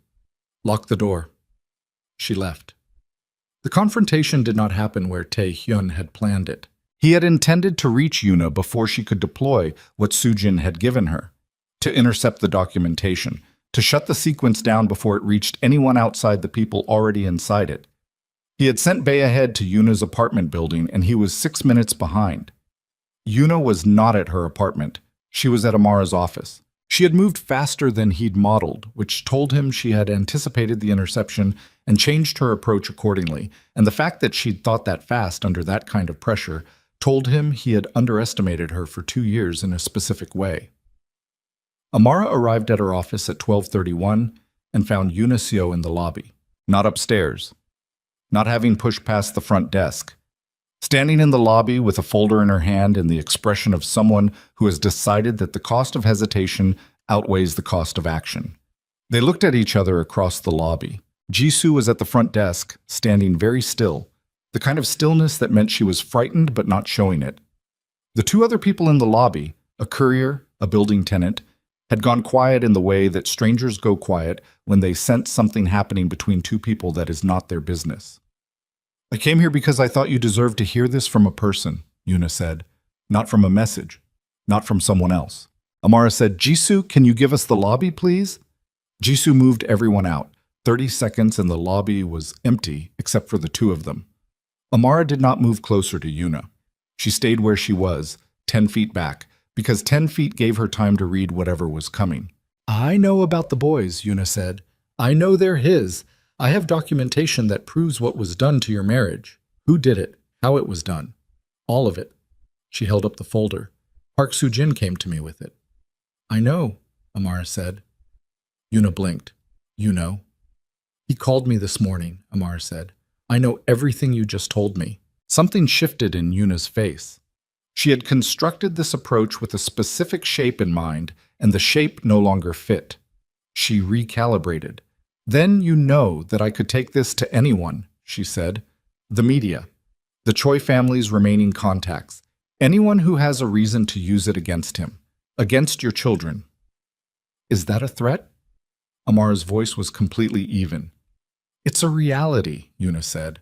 No, Amara said. It's a question. You're asking me what I'll do or what he'll do or how this resolves, and you're framing it as a statement because you think it sounds stronger. She looked at Yuna, not with contempt, with a kind of clear-eyed directness that was in some ways harder to receive than contempt. What do you actually want, Yuna? The question landed differently than Yuna had expected anything in this conversation to land.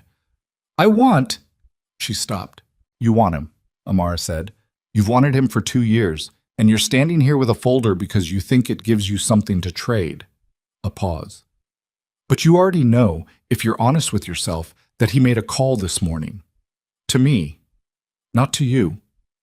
Yuna's jaw was tight. The folder in her hand was absolutely still. He called me, Amara said, and told me to go get my sons, because they're his sons and he's done pretending otherwise.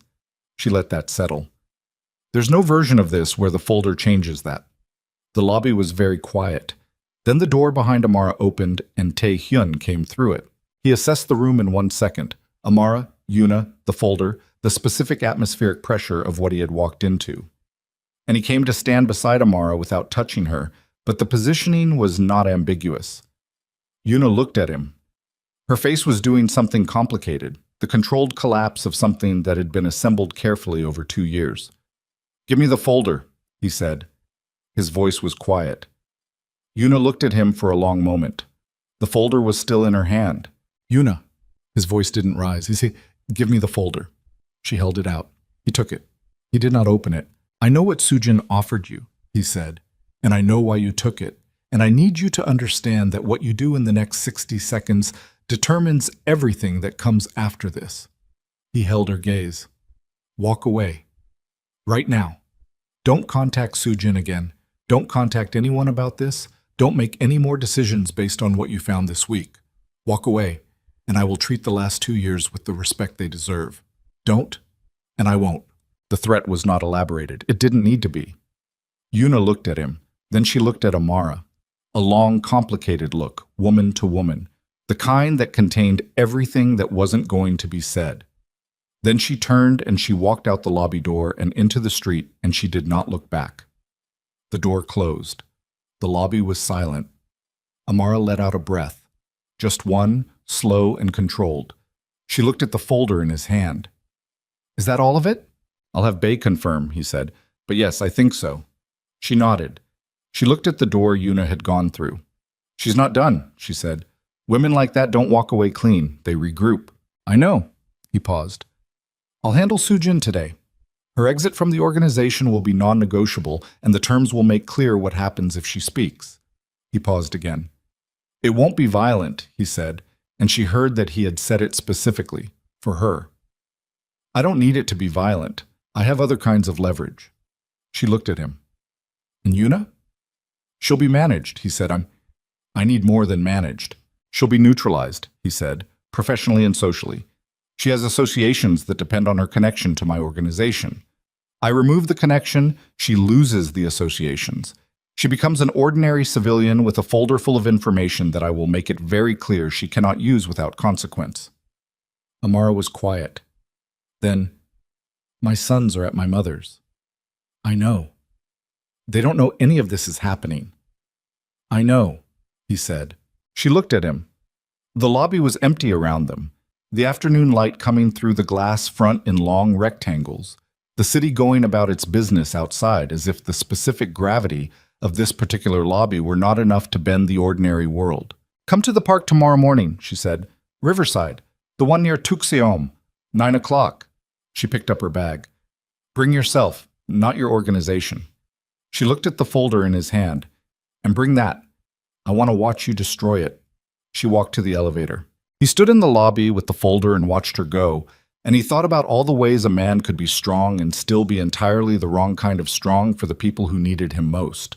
And he thought about a park at 9 o'clock tomorrow morning and 2 boys who had been growing up in the same city as their father for 8 years without knowing his name.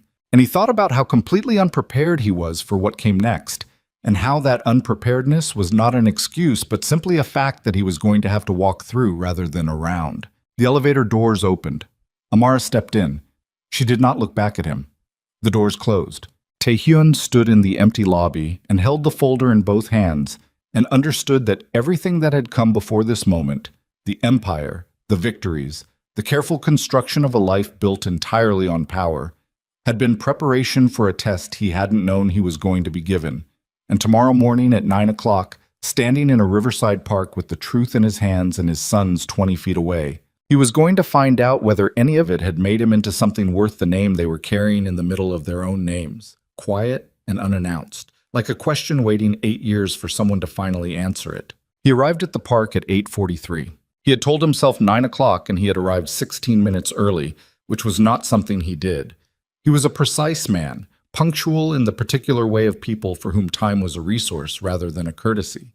An early arrival was for people who were anxious, and he did not allow himself anxiety. He stood at the entrance to the riverside path and understood that he was here early because some part of him needed the extra 16 minutes to prepare for something that no amount of preparation was actually going to resolve. The park was quiet at this hour. A Friday morning, overcast, the kind of sole autumn day that couldn't decide between cold and cool and settled on a gray middle ground. The Han River was visible through the tree line, flat and pewter-colored under the cloud cover, moving the way it always moved. Indifferent, continuous, indifferent. Dog walkers. A man running. A woman with a stroller moving at the deliberate pace of someone who was thinking, not exercising. He walked to the bench nearest the river path, the one with the best sight line in both directions, which was not strategic, he told himself. He was not conducting reconnaissance on a park. And then he acknowledged that 15 years of operating the way he operated meant that reading a space for sight lines was as automatic as breathing and not something he could simply decide not to do. He sat. He had the folder with him. Inside it was everything Sujin had given Yuna, the original fabricated communications, the falsified witness statement, the constructed timeline. Bae had confirmed the previous night that this was the complete set. There were no other copies outstanding. Sujin had understood, with the clarity of someone who had made a very precise calculation about her own survival, that partial compliance was not compliance. She had handed everything over through Yuna, and she had made her exit from the Black Phoenix Syndicate before sundown on Friday. And the terms of that exit were documented in a way that made the cost of speaking about any of this very specific and very permanent. Yuna had gone quiet. He didn't believe quiet meant finished. He believed it meant she was recalibrating the way she always recalibrated, and he would need to monitor the situation. But the immediate pressure had been removed, and the geometry of what she could do without his organizational support was significantly smaller than what she could do with it. The threat was contained, not eliminated. Contained. He sat with the folder on the bench and looked at the river and thought about what he was going to say to 2 8-year-old boys that would be honest without being catastrophic, and understood for the first time in his adult life that he had absolutely no framework for this. Every difficult thing he had navigated in 15 years had been navigable because he understood the terrain. Criminal organizations, territorial disputes, betrayals, alliances, negotiations where the stakes were measured in resources and power, and sometimes lives. He understood those maps. He had built his intelligence around understanding those maps better than anyone else in the room. He did not understand this terrain at all. He was a stranger to his own sons. He heard them before he saw them. Malik first, a voice that carried that particular quality of volume that belonged to a child who was perpetually slightly more excited about the world than the world strictly required. Then Micah's voice, lower, one register of comment to Malik's announcement. Then Amara's voice, brief and even. The sound of a woman managing 2 energetic children through a park entrance with the automatic fluency of someone who had been doing it for years. He stood up. He stood up because sitting felt wrong, felt passive, felt like something a man did when he was waiting for something to happen to him rather than something he was choosing to walk toward. They came around the bend in the path. Amara saw him first. Her stride didn't change. She had prepared herself for this. He could see that. The same composure she had brought to every encounter that earned stillness of someone who had processed the situation before arriving in it. She was in dark jeans and a gray coat, and her hair was down, which he had not seen since the gala, and she looked like herself in a way that formal settings had made slightly less visible. Malik saw him second and slowed down with the instinctive caution of a child who has been raised by a careful mother to assess unfamiliar adults before engaging with them. Micah stopped completely. He stood on the path 10 feet away and he looked at Tae-hyun with those eyes, Amara's eyes, in the structure, but with something in them that Tae-hyun recognized with a physical impact that he had not fully anticipated, a recognition that traveled from his brain to his sternum like a current. And he was very still. Amara said, "Boys, come here for a second." They came to her. Malik leaned into her side slightly. Micah stayed where he was, still looking. The four of them stood in the gray morning on the riverside path. Tae-hyun looked at Amara. She gave him the smallest nod, barely perceptible, just the confirmation that she had told them something, that the ground had been prepared enough for him to speak. He crouched down. Not all the way, not to his knees, just enough to bring himself closer to their eye level, because towering over children and expecting them to receive anything from you was a choice he was not going to make. He looked at Malik first, because Malik was watching him with an open curiosity that was easier to meet than what was in Micah's face. "Hi," he said. "Hi," Malik said. Then, with the directness that very young children share with very old people, "Mom said you're our dad." The words went through him like something physical. "Yes," he said. His voice held, he was not sure how. "I am." Malik considered this for a moment with the focused processing of a child doing real-time information integration. "You didn't know about us?" "No," Tae-hyun said. "I didn't. That's my fault, and it's something I'm going to spend a long time being sorry about." "How come you didn't know?" "Malik," Amara said gently. "It's okay," Tae-hyun said. He looked at Malik. "Because I made a very bad mistake a long time ago. I believed something that wasn't true, and it hurt your mom, and because of that we didn't know each other." He paused, kept his voice even. "That's not your fault. It's not your mom's fault. It's mine." Malik absorbed this, turned to look up at Amara, then back at Tae-hyun. The moral calculus happening in his face was visible and genuine. "Are you sorry?" "Yes," Tae-hyun said. "I am." Malik appeared to file this under provisionally acceptable and looked toward the river. "Okay," he said, with the particular simplicity of a child who has not yet learned to make things more complicated than they are. "Can we go to the water?" "In a minute," Amara said. Tae-hyun looked at Micah. Micah had not moved and had not spoken. He was standing slightly apart from his brother and his mother, with his arms at his sides in that watchful, contained expression. And he was looking at Tae-hyun with something that Tae-hyun identified after a moment as the particular look of someone doing the thing he himself always did, reading, assessing, looking for the gap between what was being said and what was true. His son, 8 years old, already doing exactly what he did. "You were at the gala," Micah said. Tae-hyun held his gaze. "Yes. I saw a picture of you. I told Mom you had a face like mine." A pause. "She said lots of people have similar faces." Tae-hyun glanced at Amara. She had the particular expression of a parent who has been caught in a technically accurate non-answer and is not going to apologize for it. "She wasn't wrong," Tae-hyun said, looking back at Micah. "Lots of people do." Another pause. "And also, you have my jaw, and my forehead, and the way you're looking at me right now, that's something I see in the mirror." Micah looked at him for a long moment. "Why are you here now?" he said. Not accusatory, genuinely asking. "Because I found out the truth," Tae-hyun said. "And finding out the truth meant I had a choice. I could know about you and do nothing, or I could know about you and try to be something worth knowing." He held the boy's gaze. "I chose this." "You might not be good at it," Micah said. "I know," Tae-hyun said. "I'm probably going to be bad at it for a while." Something shifted in Micah's face. Not warmth exactly. Micah was not a child who moved to warmth quickly. Tae-hyun could see that, and he recognized it because he was not a person who moved to warmth quickly either. But something. A small, careful opening. "Okay," Micah said. He looked at his brother. "Malik, let's go look at the river." The boys moved down the path toward the water. Tae-hyun stood and watched them go. Malik immediately began looking for flat stones.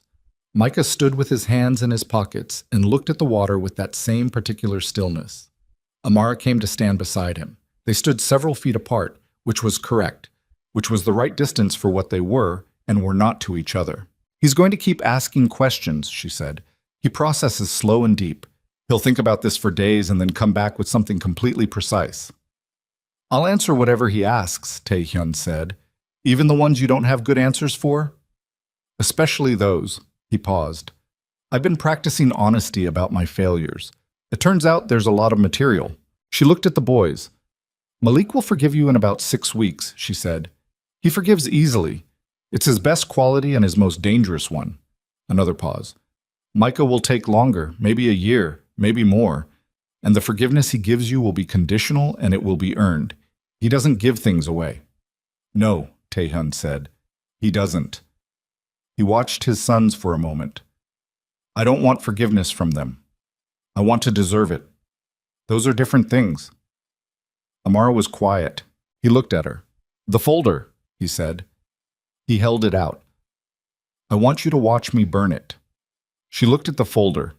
Then she looked around the park, the benches, the tree line, the ordinary Friday morning going on around them. Not literally, she said. No, not literally. He held the folder out. You take it. You choose what happens to it. I don't want it in my possession. She looked at him for a moment. Then she took it. She opened it. She looked at the contents. Not reading them in depth, she already knew what was in it, just confirming. Then she closed it. She walked to the nearest rubbish bin, and she put the folder in it, and she pressed it down, and she walked back. That's not burning, he said. No, she said. It's better. It's just garbage. He looked at the bin, then he nodded. They stood in the silence for a moment, watching Malik find a stone that satisfied some internal criterion and hold it up triumphantly. Micah examined it, made a comment, and Malik recalibrated his enthusiasm downward slightly. I'm not coming back to you, Amara said. Her voice was quiet and direct and completely without cruelty. I need you to understand that clearly, so there's no version of the next few months where you're waiting for something that isn't coming. We're not going to be what we were. I know, he said. Do you? Yes. He said it without qualification. I'm not here for that. I stopped having the right to that 8 years ago, and I'm not going to pretend that 4 days of doing the right thing recovers 8 years of loss. He paused. I'm here for them. Amara looked at him for a long moment. The assessment was thorough, and he let it be thorough. He had nothing to hide from it. There will be rules, she said. Tell me the rules. Consistency, she said. That's the first one and the most important one. You show up when you say you'll show up. You don't cancel because of business. You don't reschedule because something more important came up. To them, there is nothing more important. If you can't guarantee that, I need to know now before they get attached. I can guarantee it, he said. You run a criminal organization, she said. Not as an accusation, as a fact requiring acknowledgement. I know what I run, he said, and I know what it has cost. He looked at the boys. I'm not walking away from it overnight. That would be dishonest. But I'm going to restructure what it demands from me. I've been running it at a level of personal involvement that was always optional. I chose it because the organization was what I had. It doesn't have to be everything anymore. Amara was quiet for a moment. I'm not asking you to change for me. I'm not changing for you, he said. I'm changing because my sons deserve a father who has space for them. That's a different reason, and it matters that you know the difference. She looked at the river. Second rule, she said. Nothing from your world touches them. Whatever is happening in your organization, whatever the current conflict or alliance or situation, it stays completely separated. They never hear a name, never see a face, never encounter anything that connects them to what you do. Agreed. If I ever have reason to believe that rule has been broken, even once, you lose access, she said. I won't debate it. I won't give a warning. It ends. Understood, he said. Third rule. She paused. A longer pause. And he waited. You be honest with them. About who you are, about what you do, in age-appropriate terms, which I'll guide you on, and about what happened between us. As they get older and ask harder questions, you don't construct a comfortable narrative. You tell the truth. You were wrong. You made mistakes. You were absent. You tell them that. He looked at her. Even the version that makes me look like exactly what I was?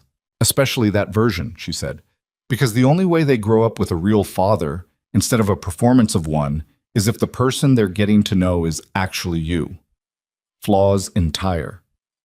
He was quiet for a moment. That's the hardest rule, he said. Yes, she said. It is. Down at the water's edge, Malik had graduated from finding stones to attempting to explain to Micah the aerodynamic principle, incorrect but enthusiastically held, behind why certain stones skipped better than others. Micah was listening with the expression of someone filing information under needs verification. Tae-hyun watched them. He thought about the 8 years. He did not let himself not think about them, because that was the kind of avoidance that turned into rot. 8 years of birthdays he had not known were happening. 8 years of school mornings and soccer games and whatever a child named Gerald the Cricket meant to an 8-year-old who had spent a week lobbying his grandmother for a terrarium. 8 years of the particular texture of daily life that made people into the specific people they became, and he had not been part of any of it. That was not going to change. The 8 years were not recoverable. They were simply what had happened, and the rest of his life would be built in full acknowledgement of them. "Can I ask you something?" he said. Amara looked at him. "The middle name," he said. "Kang. Why did you give them that?" She was quiet for a moment, long enough that he thought she might not answer. Then, "Because they deserve to know where they came from," she said, "even if the person they came from didn't know about them, even if he never knew." A pause. "It wasn't for you. I want to be clear about that. It was for them, so that if they ever asked, I could tell them the truth, that they carried it from the beginning, that it was always theirs." He couldn't say anything to that. There was nothing adequate. "Thank you," he said finally.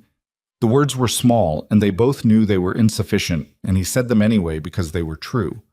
She nodded once, looked back at the water. Down the path, Malik had successfully skipped a stone twice, and was celebrating with a volume and physical commitment that startled a nearby dog walker. Micah turned to look back at them.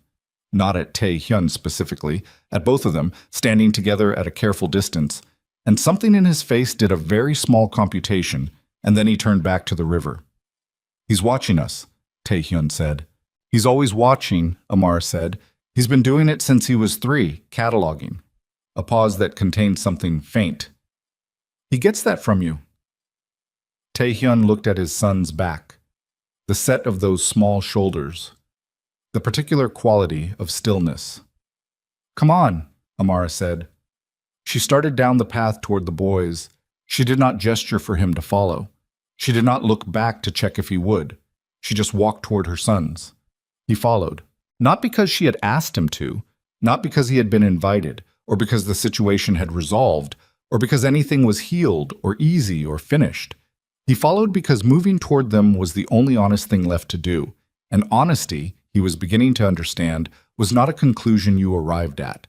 It was a direction you chose daily, and walked in regardless of what the terrain looked like. Malik heard him coming and turned around and said, "Can you skip stones?" With the immediate practical interest of a child who has just discovered a new skill and wants to assess every available participant. "I used to be able to," Tae-hyun said. "Show us," Malik said. He found a stone. He turned it in his hand, flat, smooth, the right weight, the kind he'd learned on a different river when he was younger than these boys. He stood at the edge of the path where the grass met the bank, and he threw it with the particular sideways release that he hadn't used in 20 years, and the stone hit the surface and skipped 5 times before going under. Malik made a sound of genuine outrage. 5. How? "Practice," Tae-hyun said. "Teach me," Malik said immediately. Tae-hyun looked down at him. This boy, who had forgiven him in real time without knowing there was anything to forgive, because Malik moved through the world with an openness that hadn't yet been taught caution. He crouched down beside him. "Find a flat one," he said. "Your index finger along the edge." They found stones. He showed Malik the grip. Malik tried 4 times and achieved 2 skips on the 4th attempt and turned to his mother with an expression of complete triumph. Amara was watching from a few feet back, her arms folded against the cool morning, and when Malik looked at her she smiled. unguarded, real, the same smile he had seen in the surveillance photograph, the one that studio photography couldn't capture because it required a moment she wasn't performing for anyone. Micah came to stand beside Taehyun. He was holding a stone. He looked at Taehyun. "Show me the grip," he said. Not warmth, not coldness, just a practical request. Taehyun showed him. Micah adjusted the position of his fingers with the careful precision of someone who wanted to understand the mechanics, not just copy the motion. He looked at the water. He threw. The stone skipped 3 times. He looked at it for a moment, then he looked at Taehyun with the measuring expression. 3, he said. 3 is good, Taehyun said. You got 5. I've had 30 years more practice. Micah considered this arithmetic. Then if I practice for 30 years, I should be able to get 8, he said. Something in Taehyun's chest moved. He kept his face even. That's about right, he said. Micah turned back to the water and found another stone. They stayed at the river for an hour. It was not dramatic. It was not a reconciliation in the shape that stories sometimes made reconciliations look. No music, no embrace, no single moment that resolved everything into something clean. It was an hour at a riverside park on an overcast Friday morning. 2 boys skipping stones and arguing about whose technique was better, and gradually, incrementally, with the natural ease of children who have not yet learned that people are supposed to be difficult, beginning to include the tall, quiet man in their conversation, the way they might include any adult who was present and not actively boring. Taehyun spoke when spoken to and did not force himself into the spaces between. He understood that he was a new variable in a well-established system, and that the system, Amara, the boys, the life she had built, did not need him to function. He was not a rescuer. He was not a returning hero. He was a person who had been absent through his own failure and who had been given, by the grace of 2 small people who did not yet have the full context to understand what they were giving, a provisional space to begin. That was enough. It was more than enough. At 10:15, Amara said the boys had soccer practice at 11. The announcement was logistical, not a dismissal, and he heard the difference. Malik said immediately, "Can he come watch?" Amara looked at Taehyun. He looked at her. "That's up to your mom," he said. She was quiet for a moment. The assessment was quick. She had already made the calculation. He could see that. She had made it before he finished speaking. "Next week," she said. "We'll start with next week." Malik accepted this with the pragmatism of someone who understood that next week was a definite yes with a 1-week delay. He turned back to Taehyun and said, "You should practice your skipping before then. I'm going to be better than you by next week." "I doubt that," Taehyun said. "Challenge," Malik said, and held out his hand with the absolute seriousness of a child making a formal compact. Taehyun shook it. Micah watched this transaction from the side. He said nothing. But as they began walking back toward the park entrance, he fell into step beside Taehyun, not touching, not talking, just walking in parallel the way he had walked beside his mother on the path down. And the small companionship of that was so precise and so understated that Taehyun did not trust himself to look at it directly. He looked at the river instead. At the park entrance, Amar gathered the boys and pointed them toward where she'd parked. They went ahead. She stayed for a moment. She looked at him. He looked at her. There was a version of this moment in a different story where something was recovered, where the look contained the beginning of what had existed before and been destroyed. He knew that was not this story, and he did not look for it. What the look contained was this: 2 people who had been through something catastrophic and had come out the other side fundamentally changed by it, and who shared between them 2 human beings who were worth every difficult thing that the future was going to require, and who were both, in their own separate and irreconcilable ways, committed to those human beings above everything else. That was not a small thing. It was, in fact, the largest thing he had ever been part of. "Thursday evening," she said, "if you're available. I'm making dinner at 6. The boys eat at 6:30. You can come at 6 and help them with homework first if you want." He looked at her. Homework. Micah has a science report. Malik has multiplication tables he has been avoiding for 2 weeks. A pause. "You can manage multiplication tables?" "I run a financial organization," he said. "Good," she said. "Then you're qualified." She turned to follow her sons.